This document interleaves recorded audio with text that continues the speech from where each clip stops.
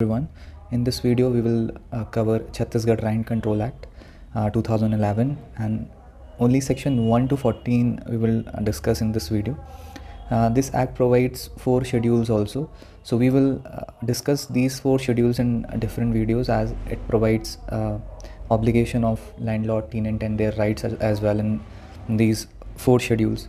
And also we will discuss rights of eviction in this act with a separate video. Name of this act is Chhattisgarh Rand Control Act 2011, and it is Act number 19 of 2012. Enforcement of this act was on 6/11/2012, 6th of November 12, and the repealing act was Chhattisgarh Accommodation Control Act 1961.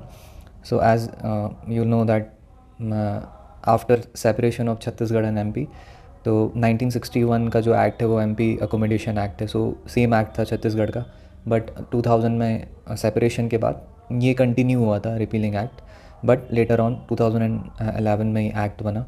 So now the new act is Chhattisgarh rent control act and the previous act is Chhattisgarh accommodation control act 1961. Section 1 of this act provides short title, extent and commencement. So this act shall extend in first instance to such of the municipal areas which are comprising the district headquarters in the state, and later on to such of the other municipal areas or any areas within the state as the state government may by notification in the official gazette specified from time to time. तो first instance में ये act को सिर्फ district headquarters जो थे municipal areas में उन पे बस ये एप्लीकेबल हुआ था फर्स्ट इंस्टेंस में. अदरवाइज़ जो अदर एरियाज़ में इसको लाना था तो स्टेट गवर्नमेंट नोटिफिकेशन के थ्रू ही इसको ऑफिशियल गैजेट में पब्लिश करके ला सकती थी. सो रिसेंटली छत्तीसगढ़ गवर्नमेंट ने जो एक्ट है उसको, चूँकि पहले सिर्फ हेडक्वार्टर्स में डिस्ट्रिक्ट हेडक्वार्टर्स तक ही एप्लीकेबल था, बट पंचायत और नगर पालिका एरियाज़ में भी बहुत डिस्प्यूट्स हो रहे थे जिस पे प्रॉपर, चूँकि एक्ट एक्सटेंड ही नहीं होता था तो वहाँ पे डिस्प्यूट्स को प्रॉपरली रिजॉल्व नहीं किया जा पा रहा था. तो इस वजह से नोटिफिकेशन के थ्रू सितंबर 2022 में रिसेंटली नगर पालिका और नगर पंचायत एरियाज़ में भी गवर्नमेंट ने इस एक्ट के एक्सटेंशन को डिक्लेयर कर दिया है कि नाउ ये एक्ट अब नगर पालिका और पंचायत एरियाज़ में भी एप्लीकेबल होगा. सो जो डिस्प्यूट्स हैं वो इस एक्ट के थ्रू ही रिजॉल्व होंगे. Section 2 of this act provides definitions. So there are definitions in section 2. So first definition provides accommodation means any building, part of building, whether residential or non-residential, leased out by the landlord to the tenant, and it includes open space, staircase, grounds, garden, garage and all facilities and amenities forming part of the agreement between them of the land which is not being used for agricultural purposes. So this definition provides accommodation का मतलब है कि building होना चाहिए या कोई part of building, चाहे वो रेसिडेंशियल हो या नॉन रेसिडेंशियल हो, leased out by the landlord to tenant, landlord ने लीज पे दे रखा हो टेनेंट को, एंड उसके अंदर open space, staircase, grounds, garden, garage and all facilities and amenities forming part of agreement between them वो भी इंक्लूड होंगे. सो ऐसे क्वेश्चन आ जाए कि whether accommodation includes open space, staircase, तो डेफिनेटली अगर एग्रीमेंट में ये चीज़ दी है कि उसमें फैसिलिटीज़ एंड अमेनिटीज़ भी दी जाएंगी तो वो भी पार्ट होगा. And question comes that whether agricultural purposes से जो प्रॉपर्टी एकोमोडेशन यूज़ होता है तो वो इसके अंदर इंक्लूड है तो नहीं है. It is not agricultural purposes से जो बिल्डिंग और एनी थिंग कोई प्रॉपर्टी एकोमोडेशन यूज़ होता है तो वो एकोमोडेशन की डेफिनेशन में नहीं आता है. Section 2, subsection 2 provides, clause 2 provides agreement means the written agreement executed by landlord and tenant. So agreement का मतलब सिर्फ और सिर्फ written agreement है इस act में, not an agreement only, oral agreement. So agreement means only written agreement between the landlord and tenant, not any third person on behalf of landlord or tenant, only between executed by the landlord and tenant. Now third definition provides district means district as construed under Chhattisgarh land revenue code 1959. सो जो district का मतलब Chhattisgarh land revenue code में है वही district का मतलब इस act में है. Section 2(4) provides habitual offender. So it means tenant who fails in a period of 12 months on 3 or more occasions to pay in full rent and all dues to the landlord on the date due in accordance with the agreement. So habitual defaulter का मतलब यही है कि ऐसा tenant जो 12 महीने के अंदर in a period of 12 months on 3 or more occasions rent की जो फुल अमाउंट है, फुल रेंट और जो ड्यूज़ हैं लैंडलॉर्ड को देने में, जो ड्यू डेट में उसको देना है एग्रीमेंट के अकॉर्डिंग, उसको देने में फेलियर कॉज करता है, ऐसी अमाउंट नहीं देता है with in the period of 12 months on 3 or more occasions. So then he will be called as a habitual defaulter. So it means tenant who fails within in a period of 12 months on 3 or more occasions. तो 12 महीने के अंदर 3 या उससे ज़्यादा occasions पे वो full rent या ड्यूज़ जो हैं लैंडलॉर्ड को देने हैं वो ड्यू डेट पर एग्रीमेंट के अकॉर्डिंग पे करने में फेलियर करता है, तो then the tenant shall be called habitual defaulter. As 2(5) of the Act provides, landlord. Landlord means a person for the time being is receiving or entitled to receive rent of any accommodation. तो जो receive कर रहा है या receive करने के लिए entitled है रेंट को किसी अकोमोडेशन के का, देन ही इज़ लैंडलॉर्ड. अब चाहे whether on his own account, चाहे वो खुद अपने लिए ले रहा हो रेंट, या ऑन अकाउंट ऑफ और ऑन बिहाफ ऑफ और for the benefit of any other person, चाहे किसी दूसरे के अकाउंट पर, उसके बिहाफ पर, उसके बेनिफिट के लिए रिसीव कर रहा हो, या चाहे as a trustee guardian receiver for any other person, या फिर ट्रस्टी गार्जियन रिसीवर किसी दूसरे का हो, वो उस कैपेसिटी में वो रेंट को एक्सेप्ट कर रहा हो, then also in such situation वो लैंडलॉर्ड कहलाएगा as per this definition. Also it provides who would so receive the rent और entitled to receive the rent if the accommodation were let to a tenant.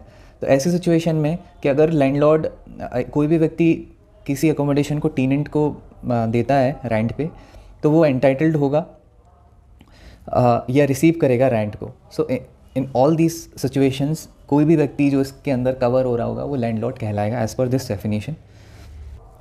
2(6) defines municipal area.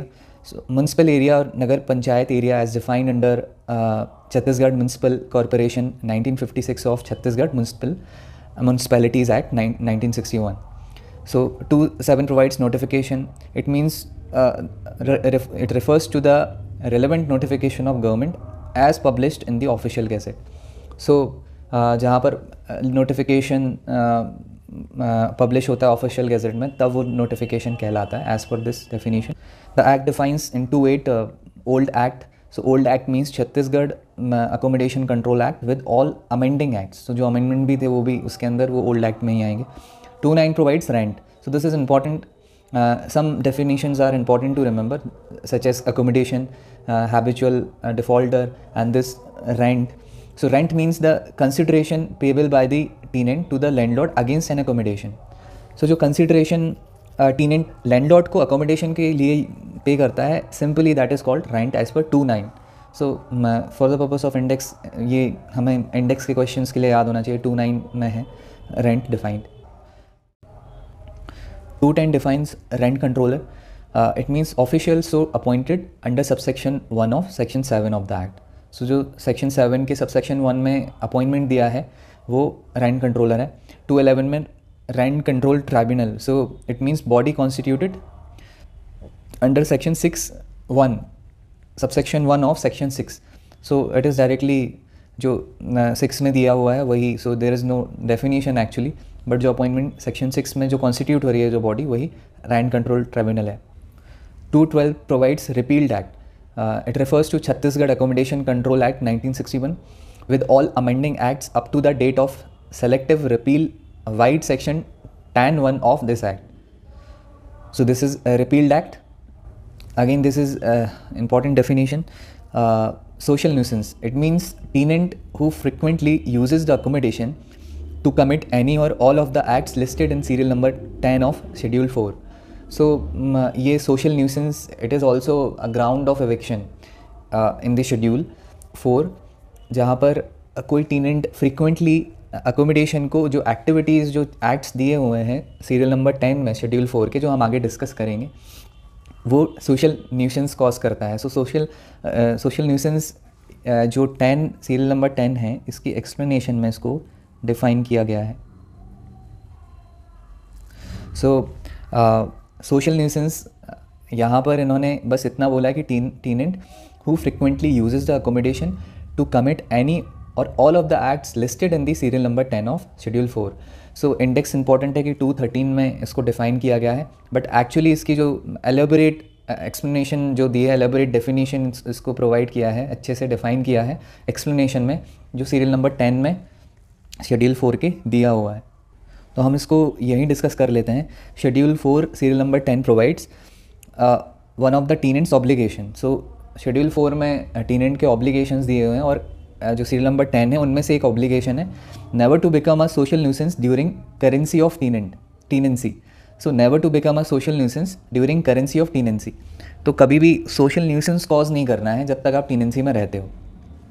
So explanation इसको define करता है कि social nuisance actually है क्या. So these are the following acts. Drunken brawls. So drunken brawls का मतलब कि कोई पी के लड़ाई झगड़ा करता है. Next, wife bashing. So this is अपनी वाइफ के साथ झगड़ा करना, मारपीट करना. Prostitution, habitual late night noisy socialising और otherwise creation of abnormal noise constituted by the neighbourhood as a disturbance.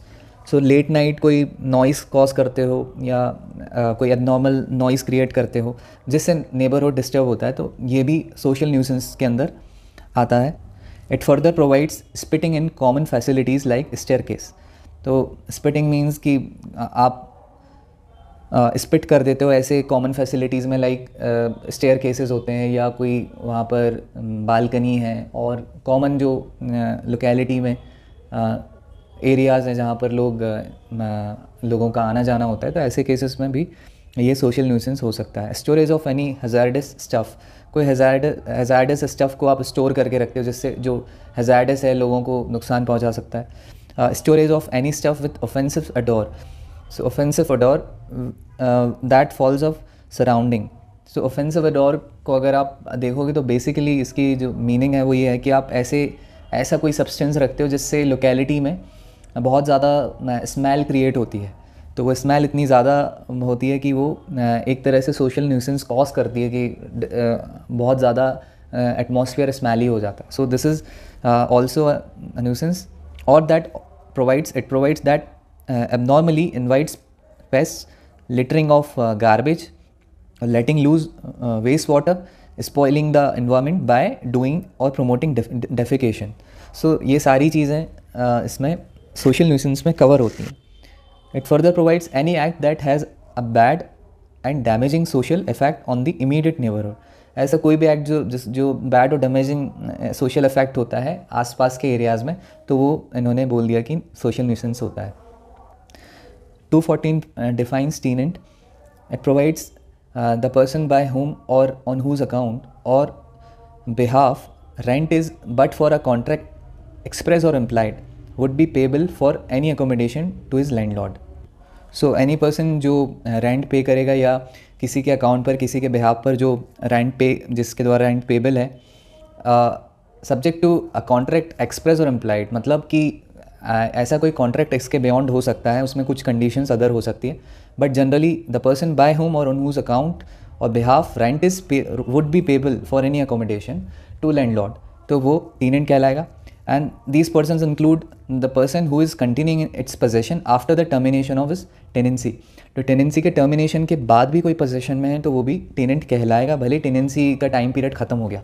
But otherwise then by an order और decree of eviction pass under the provisions of this act. पर जहाँ पर order या decree हो गया है eviction का court के द्वारा, तो उसके बाद भी अगर कोई कंटिन्यू कर रहा है पोजेशन में, तो ऐसे लोग इसमें इंक्लूड नहीं होंगे जब डिक्री ऑफ और ऑर्डर ऑफ एविक्शन हो गया है. Clause 2 of this definition provides, in the event of death of the person referred to in subclause 1, in case of accommodation let out for residential purposes, his surviving spouse, son, daughter, mother, father, who had been ordinarily residing with him in such accommodation as member of family up to his death. तो उसकी death तक, जो टीनेंट है उसकी death तक कोई भी उसके फादर हो, मदर हो, डॉटर, सन, सर्वाइविंग स्पाउस जो ऑर्डिनरीली उसके साथ में रहते थे और उसकी डेथ तक उसके साथ रह रहे थे किसी रेसिडेंशियल पर्पसेस के लिए किसी अकोमोडेशन में, तो वो भी इस डेफिनेशन के अंदर एज अ टीनेंट कहलाएंगे। सेम क्लॉज का बी प्रोवाइड करता है in case of accommodation let out for commercial और business purposes.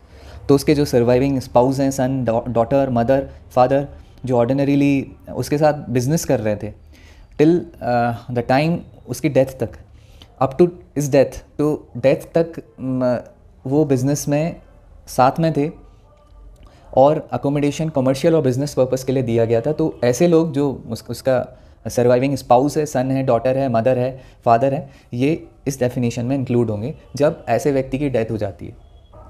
Now section 3 of this act provides exemptions. So nothing in this act shall apply to any accommodation belonging to और owned by any department of government, board, corporation promoted और owned by the government. तो इस act में कुछ भी हो ऐसा accommodation पे अप्लाई नहीं होगा जो गवर्नमेंट डिपार्टमेंट का है, बोर्ड का है, कॉरपोरेशन का है, जो प्रोमोटेड और ओन्ड बाय गवर्नमेंट है। सेकंड, एनी अदर बिल्डिंग और category of buildings specifically exempted in the public interest by the government through notification. तो नोटिफिकेशन के थ्रू कोई बिल्डिंग और category of buildings specifically public interest में जो exempt कर दिए हैं नोटिफिकेशन के थ्रू गवर्नमेंट ने, ऐसी बिल्डिंग्स पे भी ये एक्ट अप्लाई नहीं होगा। Now section 4 of this act provides tenancy agreement. It provides not with standing anything contained in section 107 of TPA, no person shall after the commencement of this act let or take on rent any accommodation except by writing agreement in writing. So it provides that 107 में TPA के 107 में कुछ भी हो, उसके बाद भी जब इस एक्ट का कमेंसमेंट हो जाता है तो अकोमोडेशन सिर्फ और सिर्फ एग्रीमेंट इन राइटिंग में ही दिया जाएगा रेंट पर, अदर देन राइटिंग में नहीं दिया जा सकता। So as per subsection 1 commencement के बाद अकोमोडेशन को रेंट पे जब इस एक्ट के अंदर दिया जाएगा, किसी भी अकोमोडेशन को रेंटल पर्पस से दिया जाएगा तो सिर्फ और सिर्फ एग्रीमेंट इन राइटिंग होना चाहिए, एग्रीमेंट सिर्फ राइटिंग में ही होना चाहिए। So subsection 2 provides where in relation to a tenancy created before the commencement of this act. तो जहाँ पर टीनेंसी इस एक्ट के कमेंसमेंट के पहले हुई है तो it provides N agreement in writing was already entered into shall be filed before the rent controller.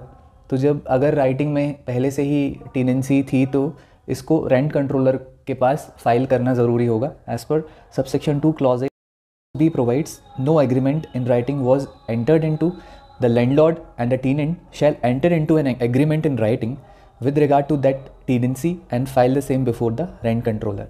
तो अगर एग्रीमेंट इन राइटिंग पहले से नहीं था तो उसको राइटिंग में करके एग्रीमेंट को रेंट कंट्रोलर के पास फाइल करना होगा। Provided that where the landlord and tenant fail to present jointly a copy of agreement under clause A और fail to reach an agreement under clause B, such landlord and tenant shall separately file the particulars about such tenancy. तो जब agreement नहीं कर पा रहे हो या clause A में आप पहले से कोई टीनेंसी इन राइटिंग थी बट आप फाइल नहीं कर रहे हो, तो ऐसे केस में आप सेपरेटली फाइल कर सकते हो, करना होगा रेंट कंट्रोलर के पास ऐसा राइटिंग में एग्रीमेंट बना के। तो एज़ पर प्रोविज़ो के आप सेपरेटली फाइल करोगे जब आप एग्रीमेंट नहीं हो पा रहा है as per clause B and as per clause A आपके पास कॉपी ऑफ एग्रीमेंट नहीं है, तो आप जो टीनेंसी के पहले कमेंसमेंट के पहले वाले क्लॉज को जो दिया है ए में कि पहले कमेंसमेंट के पहले अगर राइटिंग में कोई टीनेंसी थी तो वो उसकी कॉपी फाइल करना है as per clause A, but वो भी नहीं करते तो आपको ए और बी दोनों ही नहीं हो सकता है, तो प्रोविज़ो के अकॉर्डिंग आप सेपरेटली एक पर्टिकुलर्स ऑफ टीनेंसी फाइल करोगे रेंट कंट्रोलर को। Subsection 3 of present section provides every agreement referred to in subsection 1 or required to be executed under subsection 2 shall be in such format and such manner that and within such period as may be prescribed। तो जो prescribe करा जाएगा government जो prescribe करेगी उसके according उसी format में उसी मैनर में टीनेंसी एग्रीमेंट होना चाहिए as per subsection 3। Section 5 of the act provides rent to be as agreed. So the rent payable for any accommodation shall subject to other provisions of this act be such as may be agreed upon between the landlord and tenant। जो landlord और टीनेंट के बीच में जो agreed amount होगा वही tenant वही rent payable होगा for accommodation. And it provides it shall not include charges payable for amenities which may be agreed upon separately and shall be payable accordingly. So जो rent payable होगा उसमें amenities के लिए जो charges है वो separately मतलब उसके लिए सेपरेटली एग्रीमेंट किया जा सकता है और वो अकॉर्डिंगली पेबल होगा। वो अमेनिटीज़ का जो चार्जेस होगा वो रेंट पेबल के अंदर नहीं आएगा, जो रेंट एग्रीमेंट होगा उसके अंदर नहीं आएगा। ये रेंट की जो अमाउंट होती है उसके अंदर अमेनिटीज़ का चार्जेस नहीं आएगा, उसके लिए सेपरेटली एग्रीमेंट हो सकता है, उसके लिए सेपरेटली एग्री कर सकते हैं लैंडलॉर्ड एंड टेनेंट और उसका सेपरेट चार्ज होगा। Subsection 2 provides, unless agreed otherwise, every tenant shall pay the rent by 15th day of the month next following the month for which the rent is payable. So it is providing that कि 15th day of the month मतलब 15 तारीख उस हर month की 15th को ये payable हो जाएगा, due हो जाएगा, unless agreed otherwise.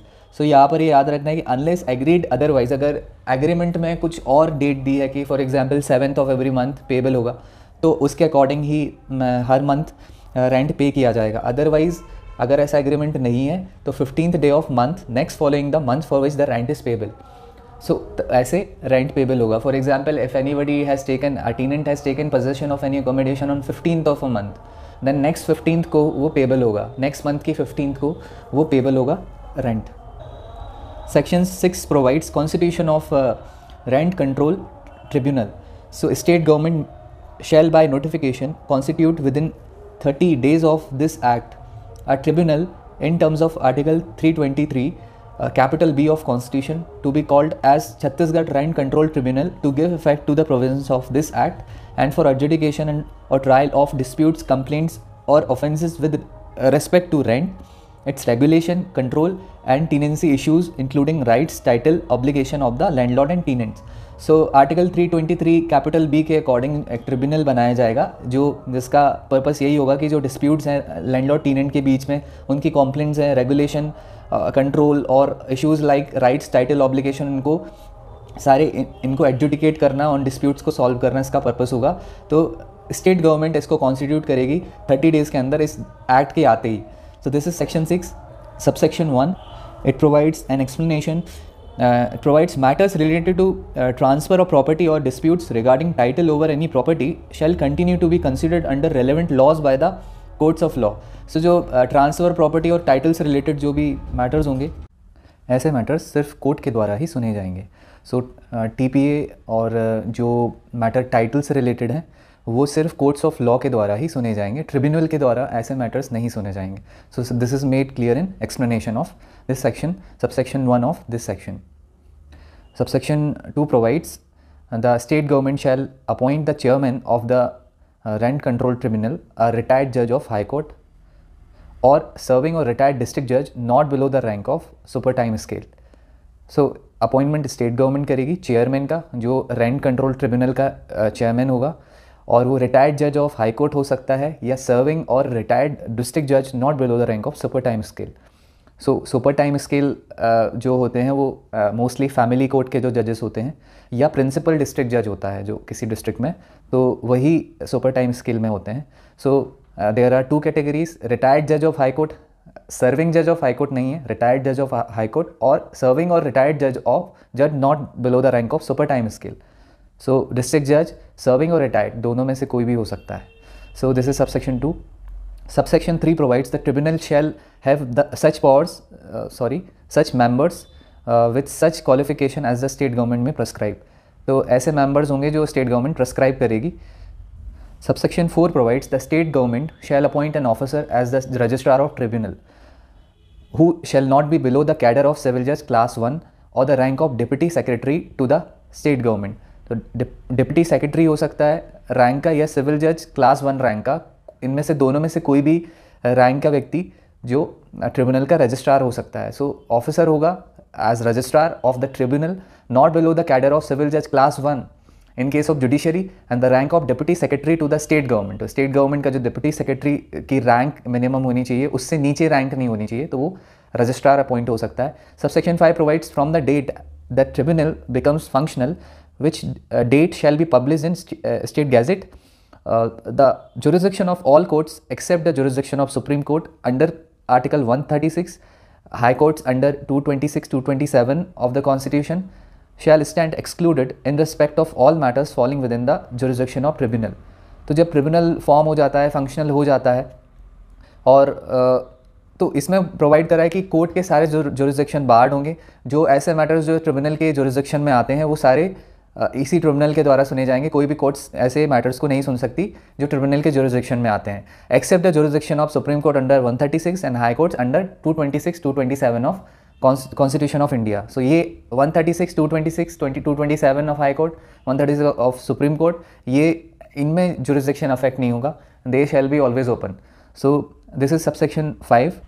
So there is a proviso that however that all cases pending before any court or authority immediately before the establishment of the tribunal shall continue to be processed under the old act as amended from time to time. So इन्होंने बोला कि although जो matters जो pending हैं यानी court में और authority जो पुराने एक्ट में establish करी गई थी ट्रिब्यूनल के establishment के पहले, वो अथॉरिटी ऐसे मैटर्स को पुराने एक्ट की तरह सुन सकती है। So this is the proviso. The tribunal shall subsection 6 provides the tribunal shall have its headquarters at Raipur and the state government notification fix such other places of for hearing of the matters by the tribunal. So headquarter Raipur में होगा, but state government places hearing के different places set कर सकती है tribunals के matters की hearing के लिए। सो this is subsection 6। Subsection 7 provides the terms and conditions of the service of the chairman and members of the tribunal shall be such as may be prescribed by the state government. तो terms and condition of service जो होंगे members के और chairman के, वो state government ही बताएगी, prescribe करेगी। So this is subsection 7। Now section 7 provides establishment of rent controller. So subsection 1 says for every district the state government shall appoint one or more officers not below the rank of deputy collector as rent controller with territorial jurisdiction as to be specified by district collector. So यहाँ पर हर district में state government एक या एक से ज़्यादा officers जो deputy collector से कम रैंक के नहीं होंगे, रेंट कंट्रोलर की तरह उनके टेरिटोरियल जुरिसडिक्शन जो डिस्ट्रिक्ट कलेक्टर सेट करेगा वहाँ पर अपॉइंट किए जाएंगे as a rent controller. Okay, rent controller shall be subordinate to rent control tribunal. So subsection 7 में सबसेक्शन 1 बता रहा है कि वहाँ पर रेंट कंट्रोलर्स होंगे एक या एक से ज़्यादा जो स्टेट गवर्नमेंट अपॉइंट करेगी और ये रेंट कंट्रोल ट्रिब्यूनल से सबऑर्डिनेट होंगे। Now section 8 provides powers and functions of rent control tribunal. So the rent control tribunal shall have such powers as the government may by notification vest in it, which shall include the following. So A provides enabling and ensuring the active existence of rent controllers at all times for due fulfillment of the purposes of this act. Enabling and ensuring the active existence of rent controllers कि ये जो act में provisions है, जो act का purpose है वो fulfil हो रहा है, उसका ड्यू परफॉर्मेंस हो रहा है और रेंट कंट्रोलर्स प्रॉपरली काम कर रहे हैं, अल्टीमेटली यही इसका मतलब है। B provides functioning as appellate authority to consider applications of all persons aggrieved by any order of the rent controller. So it is providing that appellate authority की तरह फंक्शन करना, जो ऐसे ऑर्डर से अपील आती है जो रेंट कंट्रोलर्स ने पास करें, उन अपील्स को प्रॉपरली सुनना और उनको डिस्पोज ऑफ करना भी प्रोवाइड करता है। Explanation to the section provides the rent controlling tribunal shall exercise such powers as was exercised by High Court in adjudicating matters under the repealed act। तो repealed act में high court का जो role था वो rent control tribunal का इस act में होगा, तो वो सारी पावर्स एक्सरसाइज करेगी जो रिपीलिंग एक्ट में हाई कोर्ट एक्सरसाइज कर रही थी। Subsection 2 provides the rent control tribunal shall have powers to punish for contempt of its authorities as if it were a high court. So high court के पास जो contempt के against powers होती हैं punish करने की, वो सेम रेंट कंट्रोल ट्रिब्यूनल के पास होंगी as under subsection 1 of this provision. Section 9 provides powers and functions of rent controller. So subsection 1 provides the rent controller shall exercise such powers, perform such functions and discharge such responsibilities within its territorial jurisdiction as the government may by notification vest in him, which shall include following. A provides reconciling disputes between landlord and tenant. B provides securing the rights of landlords and tenants as available to them under this act, enforcing the obligation enjoyed upon landlords and tenants under this act. So dispute को reconciling करना, reconciliation of disputes between landlord and tenant, और landlord और tenants के जो rights हैं उनको secure करना इस act के अंदर, and उनके obligations को enforce कराना, ये यहाँ पर responsibility है, function है rent controlling authority का। Subsection 2 provides all proceedings before the rent controller shall ordinarily concluded within 6 months from the date of first appearance of the respondent in response to the summons issued for his appearance in case or from the date on which the respondent is set ex parte. तो जो सारी proceedings होंगी वो conclude हो जाएंगी first appearance से या जब जिस डेट से वो एक्स पार्टी हो गया है उससे 6 मंथ्स के अंदर अंदर. सो प्रोसीडिंग्स रैंड कंट्रोलर की 6 महीने के अंदर अंदर समअप होनी चाहिए as per subsection 2. Now section 10 provides procedure to be followed by rent controllers and rent control tribunal. The rent controller and rent control tribunal shall not be bound by the procedure laid down by the CPC, but shall be guided by the principle of natural justice and subject to other provisions of this act or rules made thereunder, and shall have power to regulate their own procedure. And for the purpose of discharging their functions under this act, they shall have the same powers as are vested in civil court under CPC while trying a suit or an appeal in respect of following matters. So ये provide कर रहा है कि CPC से bound नहीं होंगे, इनका जो प्रोसीजर बताया है CPC में जो प्रोसीजर है उससे बाउंड नहीं होगा रेंट कंट्रोलर या rent control tribunal, but natural justice के प्रिंसिपल से बाउंड होंगे. उनको they shall be guided by the principle of natural justice, वो तो फॉलो करना ही पड़ेगा, और अपना खुद का एक प्रोसीजर रेगुलेट कर सकते हैं. ये पावर यहाँ पर दी हुई है, but at the same time उनके पास सेम पावर्स होगी जो CPC में सिविल कोर्ट के पास होती है. तो सिविल कोर्ट के पास क्या पावर्स होगी इसमें दी हुई है, A to H तक ये पावर्स दी हुई है कि समन करना, अटेंडेंस को एनफोर्स करना, discovery and production of documents, review, commission issue करना, पिटीशन को डिफ़ॉल्ट पे या एक्स पार्टे डिसमिस कर देना, setting aside any order of dismissal, ये पावर है. Bringing legal representative on record and any other matter prescribe in CPC. सो ये powers इनके पास होगी एज सिविल कोर्ट के पास जो पावर्स CPC में दी हुई होती है. Subsection 2 provides rent control tribunal shall not grant any adjournment without written application and recording the reasons in writing. तो ट्रिब्यूनल ऐसे एडजमेंट बिना एप्लीकेशन के, जो रिटन एप्लीकेशन होगी और उसमें रीजंस देकर ही एडजमेंट्स को अलाउ कर सकता है. इसमें subsection 2. Subsection 3 provides any proceeding before tribunal or controller shall be deemed to be a judicial proceeding within the meaning of 193 or 228 of IPC and 196 of IPC. तो 193, 228, 196 IPC में जो judicial proceeding मानी जाएगी, जो कंट्रोलर, रेंट कंट्रोल ट्रिब्यूनल और rent controller की जो proceedings होंगी. And the rent controller shall be deemed to be a civil court for the purposes of 195 of CRPC. तो सिविल कोर्ट की तरह माना जाएगा रेंट कंट्रोलर को as per 195 of CRPC. Now section 11 provides execution of the order. The rent controller shall on application of any party,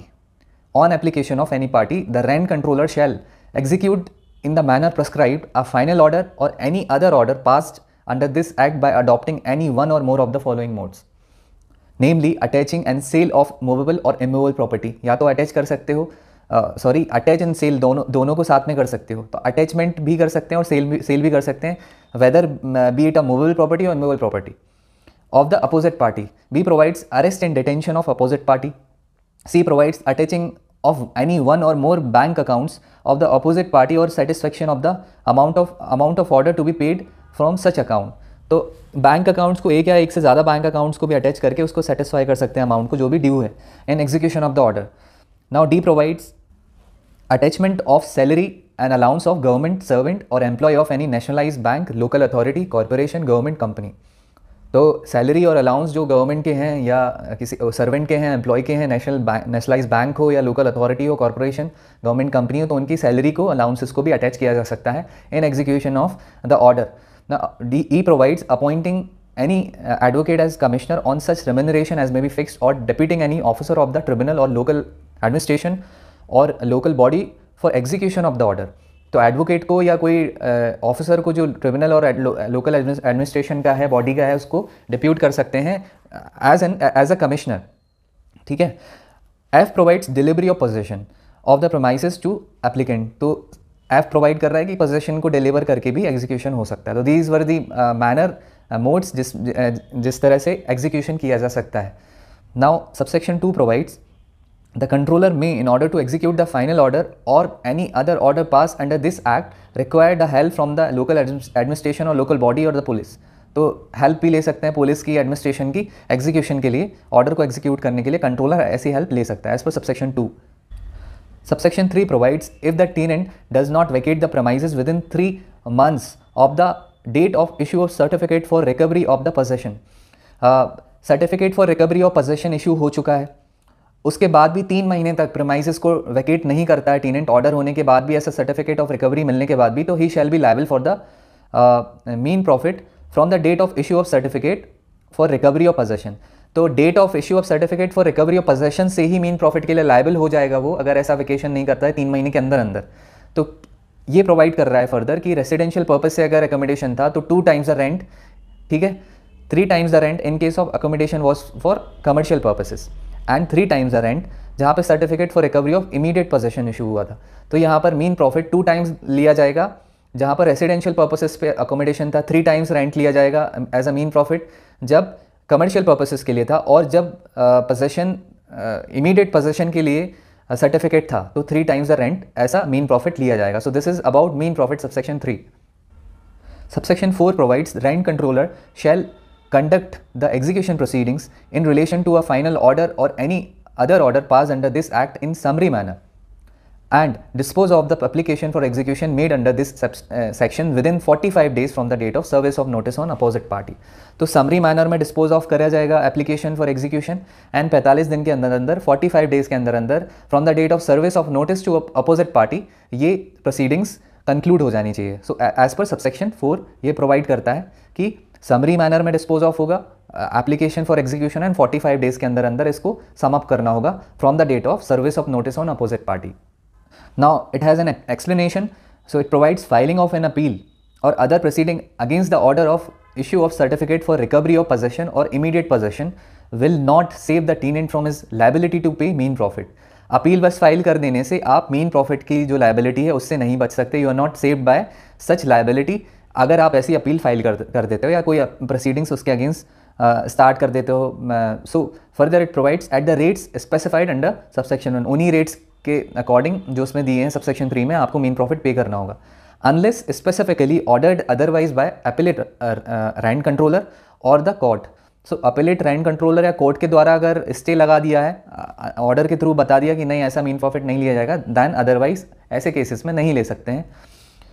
before which such an order is under challenge और if the order of issue of recovery certificate is finally maintained the tenant shall be liable to pay mean profits at the rate specified in subsection 3 from the date on which the recovery certificate was initially issued.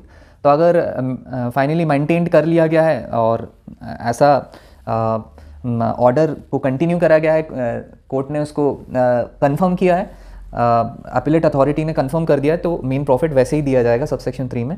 जैसे initially recovery of certificate की जो date है उससे दिया जाना उसमें mentioned है, तो वैसे ही इसको रिकवर किया जाएगा. Now section 12 provides rights and obligations of landlords and tenants. So it provides every tenant shall have rights according to schedule 1.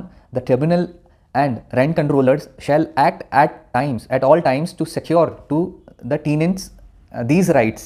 So जो rights शेड्यूल 1 में टेनेंट के प्रोवाइड करे गए हैं और रेंट कंट्रोलर और ट्रिब्यूनल दोनों ही इसको सिक्योर करेंगे. ऐसे राइट्स को टेनेंट के फेवर में सिक्योर करना इनकी ड्यूटी है, इनका फंक्शन है, इनकी पावर्स हैं. Every landlord shall have rights according to schedule 2. तो लैंडलॉर्ड के राइट शेड्यूल 2 में है. The tribunal and rent controller shall act all times to secure the landlord rights, provided that in case of any clash of interest of the landlord and tenant or any point of doubt in respect of matters relating to rent, the benefit thereof shall be granted to the tenant.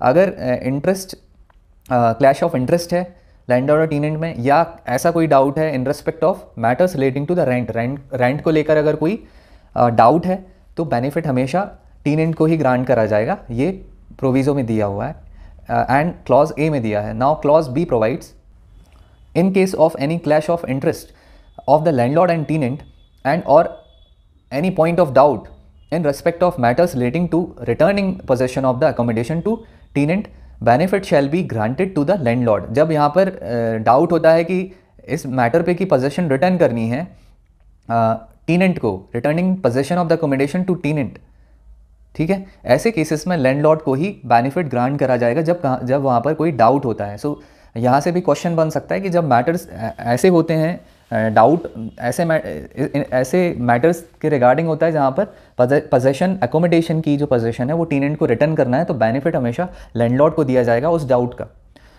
So this was proviso of subsection 2 A and B.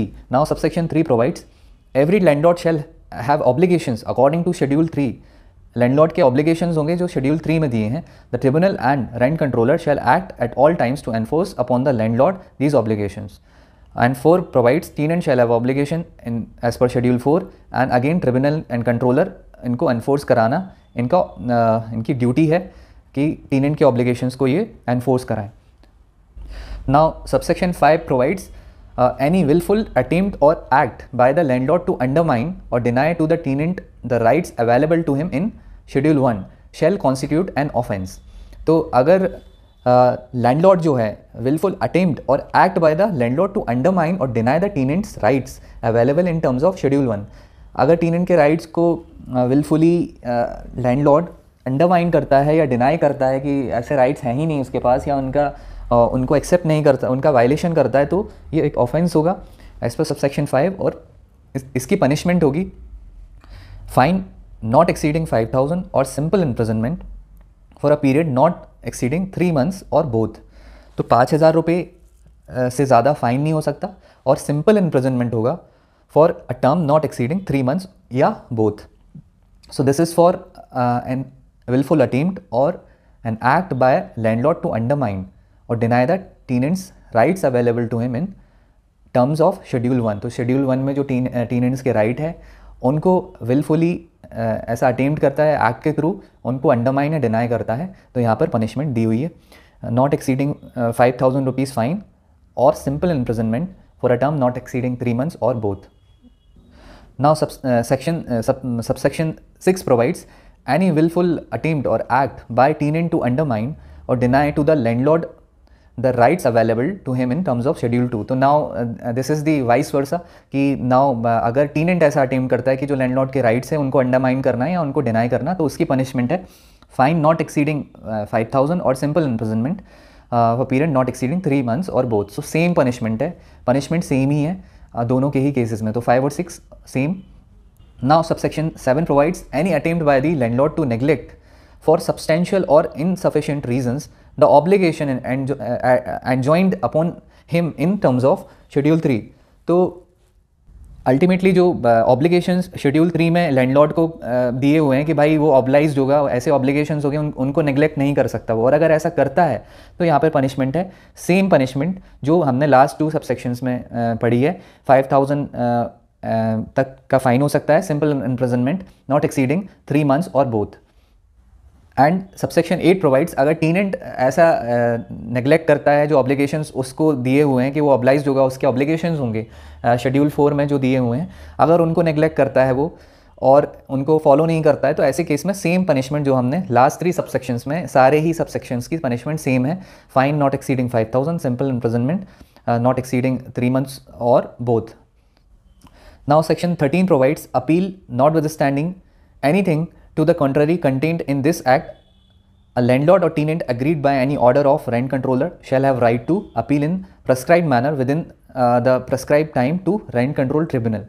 So जो landlord और tenant कोई भी अगर aggrieved है rent controller के order से, तो वो prescribed manner में जो इस act में prescribed हो rent control tribunal को appeal कर सकते हैं इस section के अंदर section 13. Subsection 2 of Section 13 provides appeal against an order of rent control tribunal shall lie with the Supreme Court. So this is kind of second appeal जो इसमें दी है कि कोई फर्स्ट रेंट कंट्रोल ट्रिब्यूनल को होगी और अपील का जो ऑर्डर रेंट कंट्रोल ट्रिब्यूनल होगा वो सुप्रीम कोर्ट को होगा as per subsection 2. But in 2019 Rajendra Diwan versus Pradeep Kumar Raniwala 2019 Supreme Court ने इस सबसेक्शन 2 को ultra vires of constitution of India declare किया. इसका रीज़न ये दिया कि जो स्टेट गवर्नमेंट है वो उसकी लेजिस्लेटिव कॉम्पिटेंस नहीं है कि वो सुप्रीम कोर्ट को अपील करने का प्रोविज़न बना सकती है, क्योंकि ये पार्लियामेंट का डोमेन है. This is under the domain of as it is provided in union list of the 7th schedule of the constitution of India. So इस वजह से इसको अनकॉन्स्टिट्यूशनल डिक्लेयर किया गया ऐसे प्रोविज़न को जो डायरेक्टली सुप्रीम कोर्ट को अपील करने का प्रोविज़न एक स्टेट लेजिस्लेचर स्टेट लॉ के अंदर प्रोवाइड कर रहा है. So this was held unconstitutional as in case of Rajendra Diwan versus Pradeep Kumar Raniwal. So this या तो वो सबसेक्शन ही एग्जाम में पूछा जा सकता है कि कौन सा सेक्शन है, सेक्शन 13 सबसेक्शन 2, और वो केस का नेम ही पूछ सकते हैं, या रीजंस देकर पूछ सकते हैं कि ऐसा क्या लॉजिक था, रीजनिंग क्या थी जिस वजह से इसको अनकॉन्स्टिट्यूशनल डिक्लेयर किया गया. सो this was about subsection 2 of section 13. Now section 14 of this act provides repeal and savings. So subsection 1 provides on this act becoming law through notification in the official gazette, the Chhattisgarh Accommodation Control Act 1961 and its application to the state of Chhattisgarh hereby repealed. तो जब जैसे ये operation में आता है नया act, तो वो रिपीलिंग एक्ट जो पुराना एक्ट है वो रिपील हो जाएगा. Subsection 2 provides the repeal under subsection 1 shall not affect the previous operation of this enactment, so repealed. पुराने जो ऑपरेशन हैं उनको अफेक्ट नहीं करेगा. And anything done or action taken or deemed to be have done or taken including any appointment, delegation made, notification, order, direction or notice issued or rules made by or under the provisions of the repealed enactment shall, so far as it is not inconsistent with the provisions of this act, be deemed to have been done or taken under the provisions of this act, and shall continue in force until unless suspended by anything done or any action taken under this act. तो जो पहले जो सारे actions और appointment, delegation, direction, notice, ये सारी चीज़ें जो पहले हो चुकी हैं रिपीलिंग एक्ट में, वो अगर एक्ट से कंसिस्टेंट नहीं है तो ऐसा माना जाएगा कि इसी एक्ट के अंदर ये डिसीजंस, ये अपॉइंटमेंट और ऐसा सारा कुछ किया गया है एंड वो फोर्स में रहेंगे. Shall continue in force and until unless suspended bye anything done, until unless वो सस्पेंड करे गए हैं किसी एक्शन के थ्रू या कुछ करके इस एक्ट के अंदर, वो कंटिन्यू रहेंगे. So this was section 14. Video में हमने सेक्शन 1 to 14 डिस्कस किया, और नेक्स्ट वीडियो में हम सारे शेड्यूल्स को और एविक्शन के ग्राउंड्स को अच्छे से डिस्कस करेंगे जो इस एक्ट में प्रोवाइड करे गए हैं. तो इसको 14 तक ही रखा ताकि वीडियो ओवर लेंदी ना हो. सो ये वीडियो आपके लिए हेल्पफुल था और आपको क्लैरिटी आई, तो please subscribe the channel and video को लाइक करिए, चैनल को सब्सक्राइब करिए. Thank you so much.